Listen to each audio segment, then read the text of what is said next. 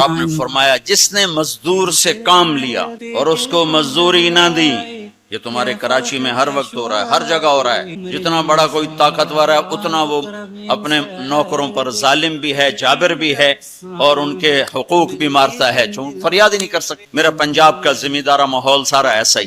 تو آپ نے فرمایا جس نے مزدور سے کام لیا اور اسے موقع پہ تنخواہ نہ دی اور اس کے پیسے مار لیے، تو اس مزدور کا قیامت کے دن میں وکیل بنوں گا، میں اس کا کیس لڑوں گا، اور جس کا کیس میرے نبی نے لے لیا پھر اگلا کوئی بچ کے جا سکتا ہے؟ کہیں ہم مزدور کا پسینہ خشک ہونے سے پہلے اس کے ہاتھ میں پیسے پکڑا دے۔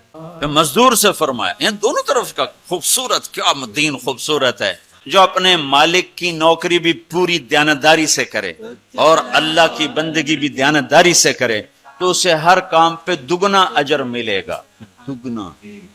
یعنی میں ایک نماز پڑھتا ہوں، میری 10 ہیں، اس کی 20 ہوں۔ میں ایک روزہ رکھتا ہوں، میرا ایک ہے، اس کے 2 ہوں۔ میں ایک قرآن ختم کرتا ہوں، میرا ایک ہے، اس کے 2 ہوں گے۔ کہ ایک طرف اپنے مالک کے ساتھ دیانتداری سے نوکری کر رہا ہے اور ایک طرف اپنے اللہ کے ساتھ دیانتداری سے بندگی کر رہا ہے۔ سوشل میڈیا پر سب سے قدیم اور سب سے ریلائبل برانڈ درسقرآن.com